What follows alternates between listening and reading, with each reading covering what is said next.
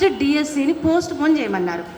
అదే ఒక 5-6 రోజుల తర్వాత విన్ని వాళ్ళని చర్చలకి పిలిపించుకొని ఏంటి మీ బాధ ఏంటి, అసలు మీ సమస్య ఏంటి అని కనీసము అక్కడ ఎవరైతే ఉన్నారో వాళ్ళ ద్వారా ఒక 10 మందిని, ఇందులోనే మీ విద్యార్థి సంఘాల్లోనే ఉంటారు కదా, వాళ్ళని పిలిచి ఆ విషయం తెలుసుకున్నట్టయితే అయిపోయేది.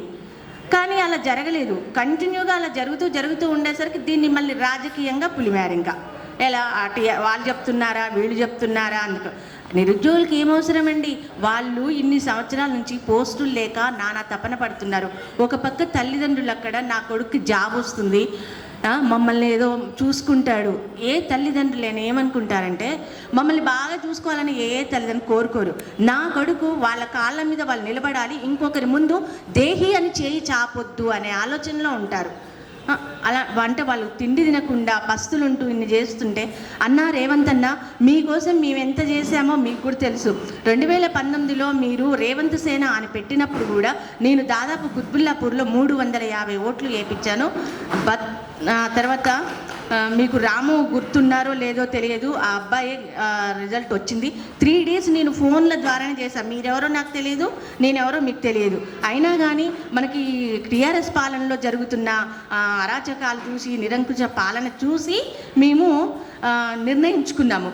ఆ తర్వాత మళ్ళీ ఈ కాలంలో నేను ఏ హాస్పిటల్కి వెళ్ళినా, ఎక్కడ బస్ స్టాండ్కి వెళ్ళినా, ఏ స్కూల్కి వెళ్ళినా, కాలేజీకి వెళ్ళినా, ఎక్కడికి వెళ్ళినా ఒక 10 మంది ఉంటే ఆ 10 మంది దగ్గర కూడా చర్చ జరుపుకున్నాము.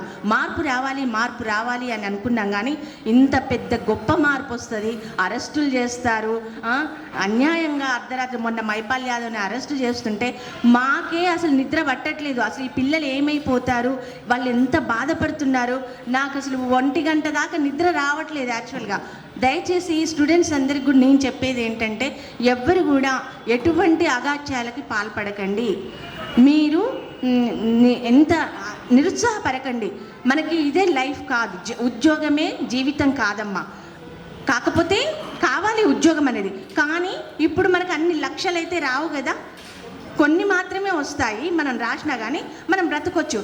ఎగ్జాంపుల్ చెప్తాను. కరోనా టైంలో మాకు స్కూల్స్ క్లోజ్ అయిపోయినాయి.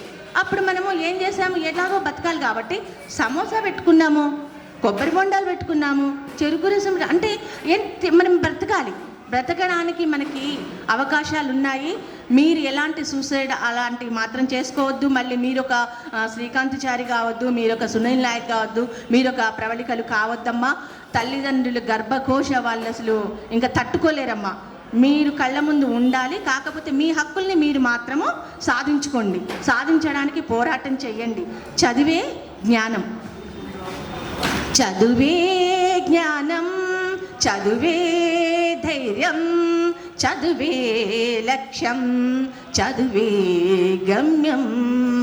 పాఠశాలలో బతుకులు తీర్చిదిద్దుకుందాము, చదువులమ్మ ఒడిలో మన భవిత మార్చుకుందాం.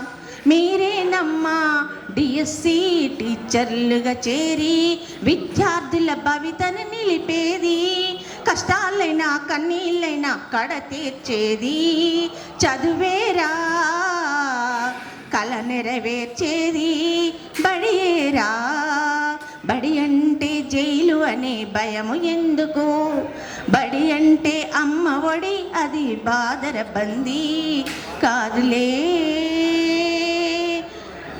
బదిలి పరుగు కదిలి ఆట పాటలతో చదివేద్దాం, అక్షర జెండా ఎగరేద్దాం.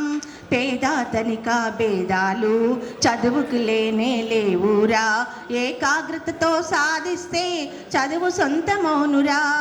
చదువుతో అంబేద్కర్ ఎన్నో ఒడుదొడుకులు ఎదిరించాడు, భారత రాజ్యాంగాన్ని రాసి బాబాసాహెబ్ అయ్యాడు. చదువే జ్ఞానం, చదువే ధైర్యం, చదువే లక్ష్యం, చదువే గమ్యం. జై హింద్.